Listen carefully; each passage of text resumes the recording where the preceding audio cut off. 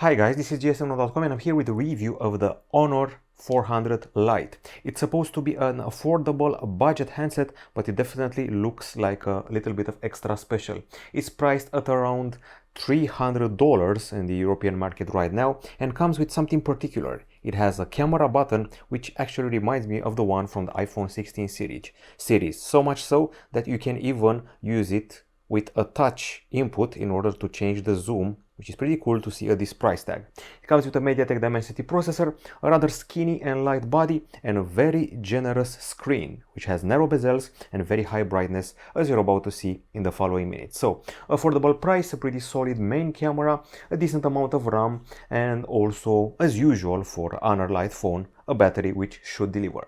So let's get straight to the review. Design-wise, we're dealing with a flat phone, flat frame, flat facade, flat back, the camera protrudes only slightly. I actually love this combo of green and blue hue, and the phone comes with IP65 protection, by the way, so it can take some water and dust. Plus GSC 5-star certification, which means it's prone to be resilient when dropped. It measures 7.3 mm in thickness, so it's rather slim and weighs a decent 171 grams. It's a bit too wide for my taste, but it's also a very long phone, so take that into account. It's available in velvet black and velvet gray, and of course this sort of, once again, green. It's called Mars green, and I actually love it a lot.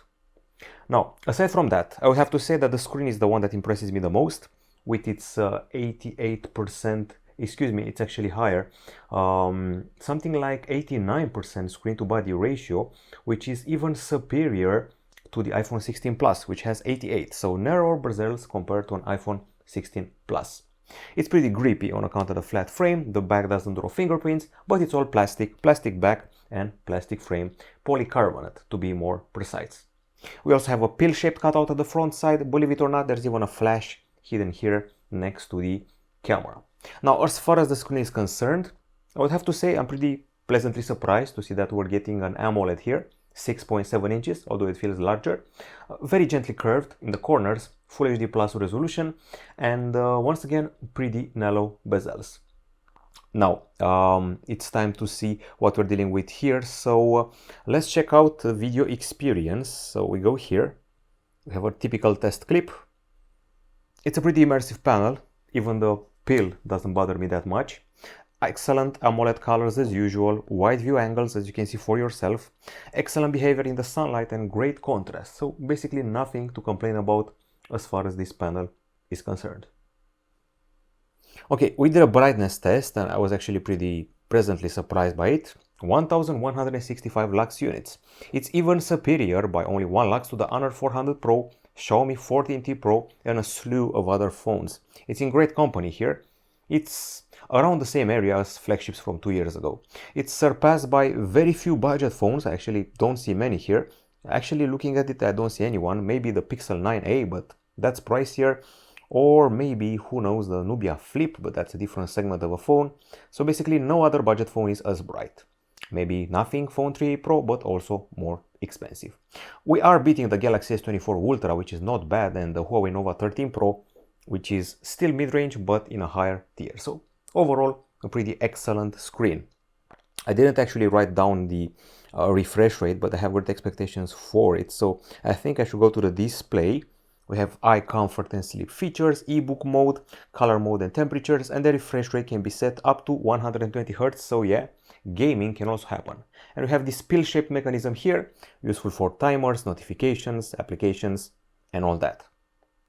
Getting past the screen now, we enter the hood of the phone, and I would say we go inside the phone to meet a processor which has become popular nowadays, a popular choice of CPU maker, MediaTek Dimensity 7025 Ultra. I have some bad news. It only limits the phone to Full HD capture with the back camera and with the front camera. It's a 6nm chip and comes accompanied by 8 GB of RAM. You can also add extra gigs of RAM here to the Honor RAM Turbo system and 256 GB of storage. We do not have micro SD, and when it comes to the throttling, I would say we're doing decently. So if we go to the benchmarks in the CPU throttling test, we lost 22% performance after 15 minutes, which is not bad. Some Snapdragon 8 Elite phones even lose maybe double that amount, so take that into account. Now the actual performance in all of our tests is very close to a Samsung Galaxy A36 and almost identical to the Moto G75. So it's a pretty decent performance when it comes to this processor. You can see us surpassing the Realme 12 Plus in the single-core Geekbench 6 and being pretty much level with the Moto G73 and Infinix Note 40 Pro Plus. We also did some 3D marks here, not many of them, it's not a gaming phone, but in the area of older phones like Huawei Mate 9, Huawei G8, so definitely the GPU is nothing to write home about. So keep that into account. And once again, when it comes to the temperature, we have separate tests here. In benchmarks 38.1 degrees Celsius, while in games we have 31.8, so you shouldn't worry too much about temperature. Now the battery should be a selling point. I've seen Honor Magic 6 and 7 Lite being humongous in the battery area. Let's see this one. It doesn't switch to silicon carbon yet, it switches to lithium polymer, 5230 mAh. So yeah, it charges via USB-C at 35 watts. We don't have a charger in the box, and let's see how much time it delivers. I mean the battery life. Okay, so not bad, but nowadays we're used to higher than that. It's 21 hours and 52 minutes. It's on the 93rd spot. Nowadays we're even reaching almost 40 hours, so it's very hard to be impressed by it. Just look at Honor Magic 7 Lite and it's crazy 34 hours. And recently I've seen Realme phones going also around the 30-hour mark. Realme GT7, 7 Pro, we got the Pixel 9a doing fine. I'm looking at the budget segment and I don't find many models here, unless you count the Honor 200, which has become cheaper. Oppo Reno 13F also seems like a better choice when it comes to video playback. But we also did surpass several heavy hitters. Actually, we surpassed around 500 other phones we've tested. Continuous usage looks fine as well, 14 hours and 12 minutes. Let's see who did we beat and who did we not surpass. So 14 hours and 12 minutes. We beat the Honor 400. We also beat the Galaxy S24 Fan Edition. Those are pretty relevant. But we are below the Honor Magic 5 Lite, I'm guessing the 6 and 7 Lite as well as the Poco X3, which is still a heavy hitter, and the Galaxy A56. Also Realme 12 Plus. Basically, I think there are at least 5 Realmes above it, which have a pretty good price right now. The charging requires 1 hour and 22 minutes. A bit long, a bit on the long side, with an unofficial charger. And after 30 minutes, you're at 43%. Not very impressive. I also have some bad news as far as the sound is concerned. We only have a singular speaker here, there's not one at the bottom, and we are not using the earpiece. We do not also get an audio jack. There are some audio settings like auto, 3D audio, natural and standard, and let's actually listen to some tunes. So there's a setting for regular volume and there is one with extra volume. Once again, this is the only speaker you're getting. Cover it and you don't have any sound.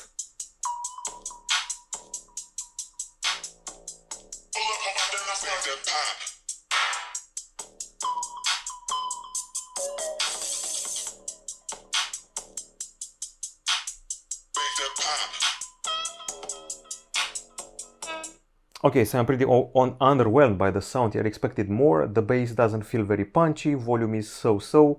It's only the treble that is decent, but not more than that. Overall, feels pretty budget if you ask me. So yeah, nowadays even affordable phones tend to have stereo speakers. I may have wanted that here. When it comes to the volume test, 89.5 decibels with an acoustic sample and 97.7 decibels in the game Asphalt. With the first value here, which is actually not that bad, we're beating 500 other phones. Let's see some of the most relevant ones. We're beating the likes of, let's see here, Huawei Nova 12 SE, Google Pixel 9 Pro XL, Redmi Note 14 Pro, which launched this year, Honor Magic 6 Lite and 7 Lite, and that says it all. When it comes to the game Asphalt, we should go here and here. 97.7, just above Oppo Reno 12 Pro and a Galaxy S24 Plus. Not bad company to be in, but I see that there are several models above it, like parts of the Motorola Moto G series. These are older phones, I see, not many new ones. The Pixel 9 Pro is new, but pricier. Xiaomi 14 is higher, Vivo V23 is higher. In the budget segment, this one actually does decently when it comes to the volume in video games, but singular speaker, at least you're not covering it when holding the phone like this in landscape. Okay, let's get past that now and let's talk about the camera. When it comes to the camera, the setup is pretty simple, albeit with a surprise at the front side. 16 megapixel shooter here, and when you're going to take selfies, you're going to uncover something interesting. Yep, we have a flash. A flash at the front side next to the 16 megapixel camera, which has Full HD capture. At the back side, a dual camera with a pretty large flash, and we also have a 108 megapixel main camera with f1.8 aperture, PDAF. There's also no optical image stabilization, sadly, while the second sensor is an ultra wide one. It's only 5 megapixel f2.2 aperture, and yeah, I would say it's a pretty modest package, but should be enough if photo is not your number one hobby or concerned. Now, the camera interface has something interesting here. Quite a few options for an affordable phone. You get slow-mo, stickers, scan documents, multi-video, time-lapse, story, aperture, panorama, and high-res. You also get to the Pro mode, where you have white balance, focus, exposure, shutter, ISO, and manual. Video, as I said before, you're stuck with Full HD. This is the photo section. Somehow we're getting a pretty decent level of zoom. This is 3x and it's all digital, 2x also digital. You're going to see some nifty macros and even a moving shot photos, highlights capture. There's a portrait mode with bokeh options, bokeh depth options. I expected some filters here, to be honest. And finally a night mode, which you're going to see later. And once again, you have this camera capture button here, which you can use to focus. Or if you swipe on it, you can zoom like I'm doing right now. But once again, you can also do a slight press for a proper focus. It's a bit hard to master if you've never used a similar one from the iPhones before. Right now I'm focusing. You can also take a picture with it or start a video with it. So that's the camera button in a nutshell. And now I think it's time to address the photos we've taken. Okay, so let's go straight to the gallery app because we have a lot of photos, 316 of them. So the first batch of shots were taken by a colleague of mine in a very dark and cloudy day, and then I felt the need to remake them, retake them, and give my own input. So these are his shots, and they're taken in Eastern Europe, Romania. The town is called Ploiești. I took them in Bucharest, the capital city. There's a lot of gray here and the colors don't impress me that much. This is one of the biggest actors we had in Romania, Toma Caragiu, and this is the local theater from Ploiești. Okay, so colors a bit underwhelming and a bit too exposed when it comes to the sun hitting the plants directly. The close-ups were fine. If there are two things that surprised me here, even though we're lacking, I would say, a macro camera, the close-ups as well as the zoom shots are impressive. But let's skip straight to mine and show you what I mean. So, at first, this didn't impress me much. The color of the roses aren't much, but once I got to use the phone properly, things like this happened. It's a rose filled with droplets because it rained a lot, another rose, and several other flowers. And check this out. I started zooming in here. This is something like 2 or 3x, and it's actually very impressive for the hardware that the camera packs. So once again, when it comes to zoom and close-ups, it goes above and beyond. This is actually a still from a video I took of a bee in full pollen. The colors aren't half bad, but I feel that the contrast is too intense. So the vegetation feels like it's too dark. It's, I would say, dark green. Usually it's either overexposed, oversaturated, but this dark green is meant to emphasize that it's not oversaturating things. Let me tell you, when it's sunny outside, it will definitely oversaturate things. And check it out here. The saturation is too much here. The actual green in real life wasn't like that. It was a bit more pale than what you're seeing here. So the color calibration needs some work. Okay, so this is a regular shot. This is the ultra wide shot. At least the ultra wide camera doesn't stray away too much from the colors. And once again, this church had me surprised at the level of zoom you can do. You can go up to 10x or even more than that. The selfies are fine. Perhaps expected, because nowadays even the budget phones have decent selfie cameras. It's been a while since I last operated a 16 megapixel shooter, but this isn't half bad. You cannot see the pores clearly, but facial expressions are fine. And if you also apply bokeh, you should be happy with the result, like this one here. The hair in the beard stand out more, so you get more details once you apply bokeh. And it's applied correctly. Several more colors here.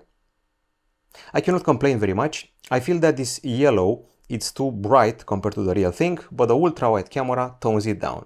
By the way, these are moving photos. I actually wanted to try them out to see what they can do. This is a very intense red, So the camera either oversaturates or undersaturates the colors. This red is much too bright compared to what I saw in real life, so you best remember that. In the shade, I was happy with the quality of the rose shots, clarity, focus and details. This is a broken glass. Basically someone broke a windshield or something like that. I went up close and took this amazing level of details. You can see the glass particles here. Once again, unexpectedly good when it comes to very close close-ups and zoom. The night shots were, I would say, limited. Just stick to the night mode. So this is the night mode shot where actually things are a bit more lit, and this is the dark one, the one without night mode. I was shocked by the selfies thanks to the front flash. This is actually a pretty decent selfie taken at night with a $300 phone. But other than that, don't go using the ultra wide, a regular shot, an ultra wide shot which you cannot post on social media. Once again, a regular shot, ultra wide shot, so don't use ultra wide, but definitely go ahead and use the night mode. So without night mode, you cannot see the logo of the store here. With night mode, everything is fixed. And perhaps even the ultra wide looks a bit more decent. Okay, that's that for the nighttime capture. I would say it's decent for the price you're paying, and I think it's time to switch to video. Hopefully you can also get to see videos. I see that we have a separate area for AI albums, which is nice to see, and I see that we also have the create feature where you can cut, make an instant movie and more. So basically instant movie will gather your collection of photos, moving photos and videos, and create a sort of collage. But let's not get hung up on that and see some of the videos we've taken. I think that, oh, here it is. This is the videos. We go here. We actually have quite a few of them, and I want to take them one at a time. So this has got to be the stabilization test. Very shaky. That's all I can say. Stabilization is definitely underwhelming. The vegetation is a bit too exposed and saturated for my taste. Then we have the selfie video, which is this one. Testăm camera selfie de pe Honor 400 Lite. Filmare doar Full HD. The microphone is a bit echoey and the vegetation behind me is a bit too exposed, but the face is pretty well rendered. So if you hold the camera with two hands, you can actually maybe use it for vlogging, just maybe. Here I'm testing out the focus, but this is actually a more relevant one. I didn't like how that one panned out. Pretty fast focus and accurate, close up and background. Okay, and just panning with colors. And a bit of zoom. Shaky 10x zoom as expected, and even 2x was a bit lacking in details. Okay. So that was the alert for torrential rain for some reason. Here we have some more panning. Beautiful sky, by the way. But the vegetation is once again too exposed, especially here when it's hit by the sun directly. Nothing to write home about. These are budget limitations. I actually expected them. And here you have a low light video. Very noisy, very dark. At least the colors are, I would say, half decent. It also feels a bit ghostly, so you're not getting a lot of details here. This is walking and filming. There will be an area here where, in the proper lighting, here, things are actually quite decent. If it weren't for the shakiness of the stabilization, I would actually be happy with the results.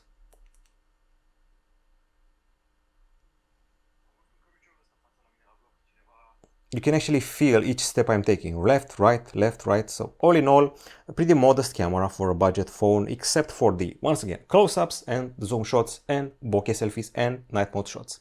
That's pretty much it camera-wise. Let's talk about connectivity. So you're getting the goodies. You're getting 5G, you're getting Bluetooth 5.3, NFC, you have an USB-C 2.0 port, but you have to do with Wi-Fi 5, so no Wi-Fi 6. And for precise positioning, there's GPS, GLONASS, Galileo, and BDS. So I went ahead and did some tests, and you'll be happy to know that 5G is definitely a better option than Wi-Fi 5. Here we are in 5G, up to 520 megapers downloads and up to 63 megapers uploads. On Wi-Fi, a modest 249 over 338. And calls were pretty loud and clear. Now we have finally reached the operating system and software and AI. So we go here, we have MagicOS 9. It's applied on top of Android 15, as far as I know. Yes, indeed. And you should get 6 years of Android updates, which is actually not that bad. AI is the core of the experience. So we have Honor AI here. We have AI suggestions, which recommends app based on your behavior. We have Magic Portal. And the Magic Portal lets you circle something on the screen and then drag it to an application. These are some of the custom services you can use. YouTube, Maps, for example, TikTok, Google Search. So, for example, I have a piece of news here. Or this is a wheel of a car. I'm doing the knuckle search, or trying to. Let me just get it properly. Okay, so I have this, I would say, screenshot, and then I can drag it to here. I can add to Dropbox, send to Notes, the Gmail, and more. So that's what you should be able to do. You can extract text, you can share it. I actually expected to keep it pressed and move it like that, but I feel it's more intuitive like this. So that's what the knuckle thing does. But we're not done. We have even more features. So we have AI subtitles, real-time speech-to-text, transcription, useful if you want to see videos in other languages. You have AI Translate. You can add a home screen shortcut if you want, which I just did. And you have this. And you go to your new country and you chat with a person. Tap the translate button to start translating. Where is the nearest restaurant to see the Champions League final?